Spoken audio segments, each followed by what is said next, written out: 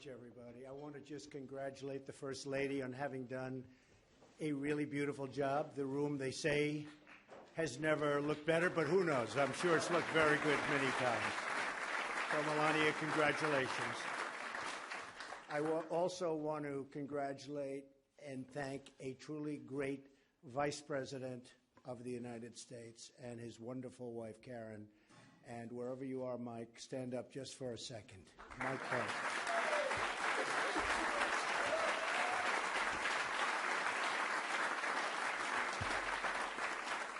So I can say that after 4 weeks, it's been a lot of fun. But we've accomplished almost everything we've started out to accomplish. The borders are stricter, tighter.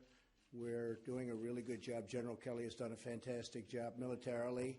As you know, we have a fantastic team. We have an A-team, and I'm getting some good reports. There are some big problems in the world. You know that very well.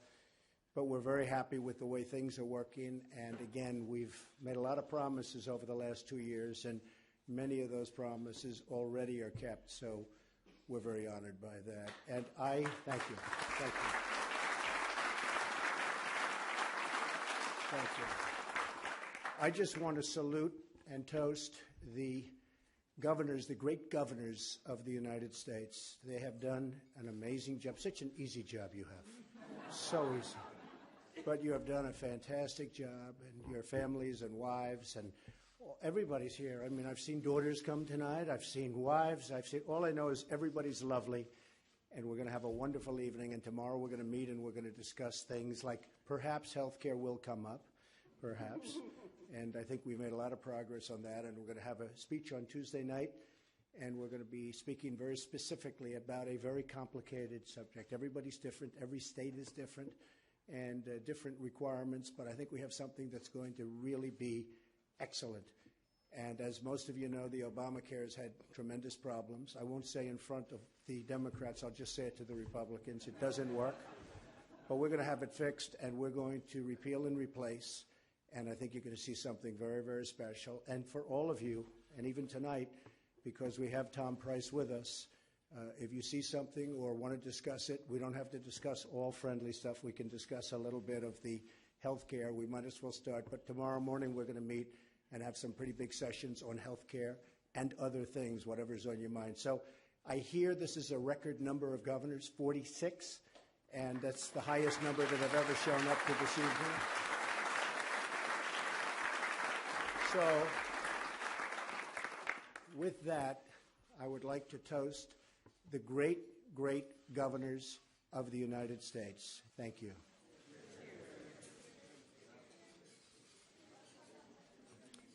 Now, I know it's inappropriate, but I'd like to ask a friend of mine, I've just destroyed his political career, from the other side, a man from Virginia. I've known him a long time, and he's a very good guy, Governor Terry McAuliffe, to come up and also, perhaps, make a toast. Thank you. Terry, where are you? Come on up, Terry.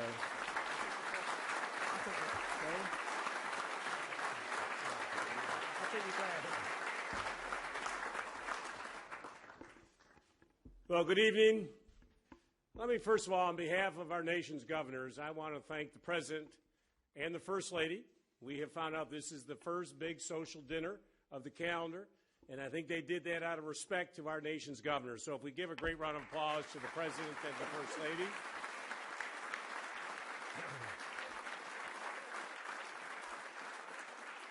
Now, Mr. President, as you know, I am chairman of the National Governors Association, so I'm not sure if the 46th, the largest crowd ever, is due to my chairmanship or your presidency.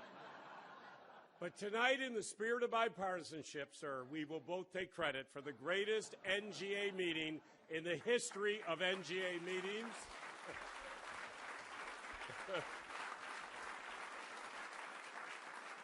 I also want to thank the Vice President of the United States and Ms. Pence. On Friday, for the first time ever, they opened the Vice Presidential Mansion, the Naval Observatory, to host the governors for lunch. That had never been done before. So if we could give a great round of applause to the Vice President, Karen Pence.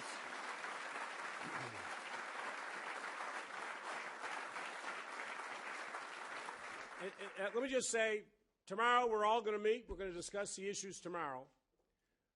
But the one thing we all agree on, all of us governors and this administration, what every governor wants, we want good jobs. We want a good economy. We want the world-class education system in our respective states. We want a health care delivery system that works with great quality health care efficiently at a low cost. We want people to get on our roads and our rail and be able to ride around efficiently and then go see their kids play a ball game. That's what we all want. And, Mr. President, I thank you for having us here tonight. We have a common goal. We are the greatest nation in the globe. And I want to toast to you, Mr. President, and to say we want to work with you to build on those ideals that have instilled and brought all of us governors together, that we can respectively grow our states and grow our nation to be truly the great destiny that we are. So I would like to offer a toast to the President of the United States of America.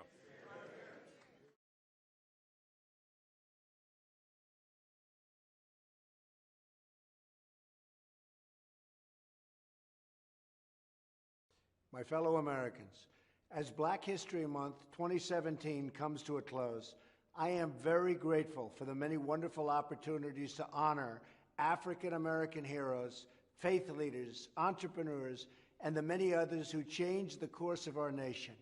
We are blessed by the lives and examples of those who have made this nation a beacon of freedom, talent, and unbreakable American spirit.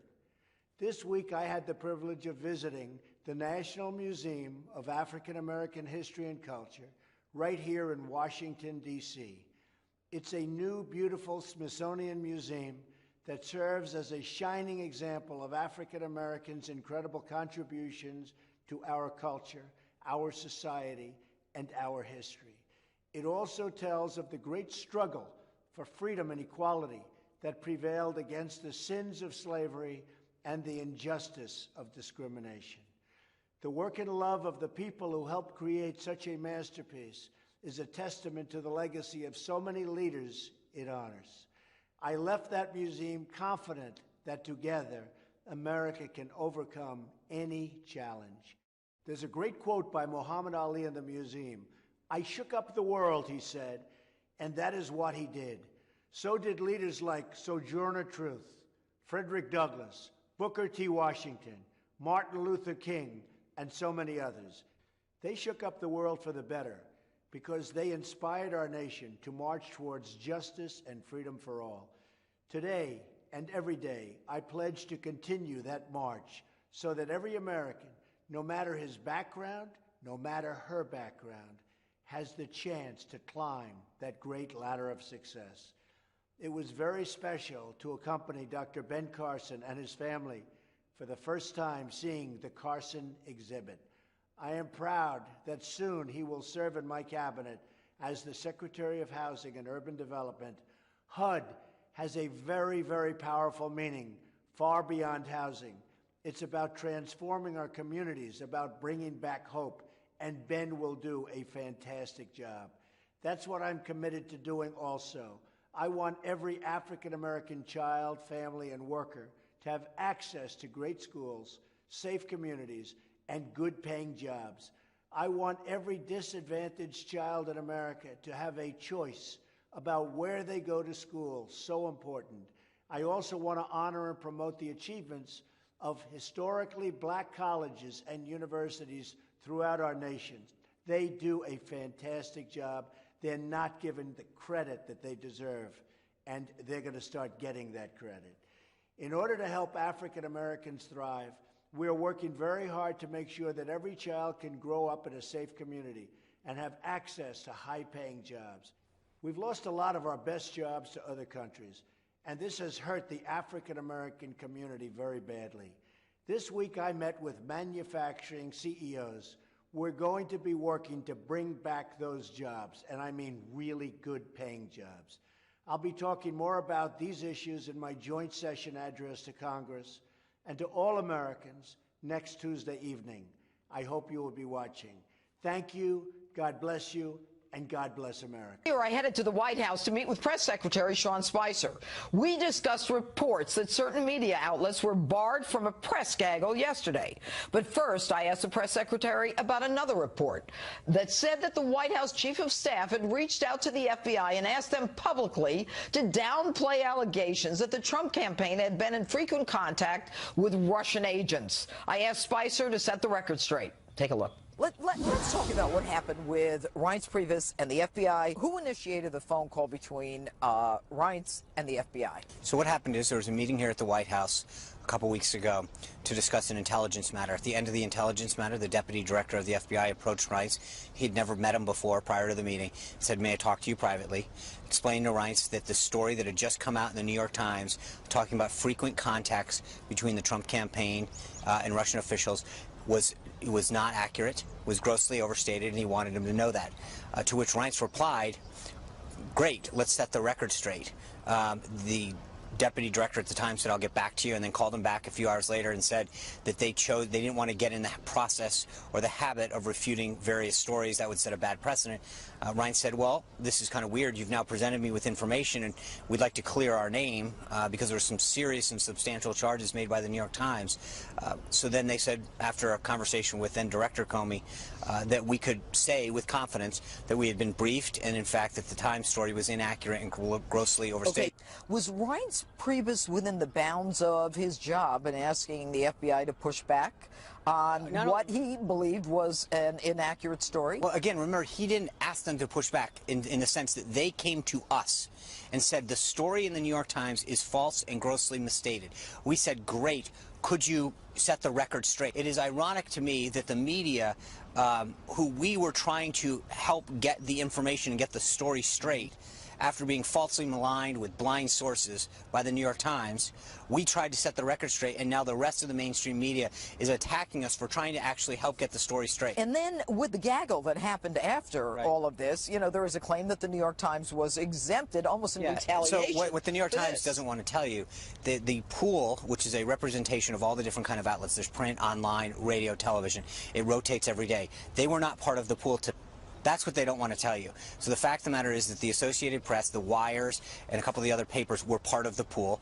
They came and we expanded the pool to allow some additional outlets to come into the gaggle.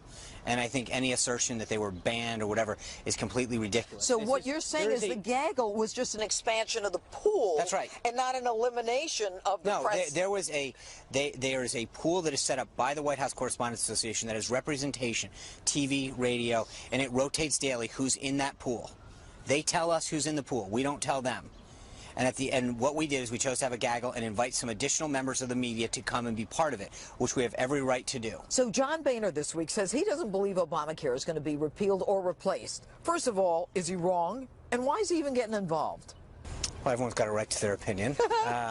But I think the president's been very clear that he is going to repeal and replace Obamacare and replace it with something that's more affordable and gives the American people more access. You know, when you look at a state like Arizona where premium's gone up 112%, and you look at the amount of choice or lack thereof that people have, you realize that Obamacare is collapsing on its own. Yeah, but the problem is that the Pew poll is showing that now the numbers in support of Obamacare are going up 54%. Right, I think that it's incumbent upon us to continue to remind the American people what's going on. They were promised an Affordable Care Act, and nothing close to that is what they got.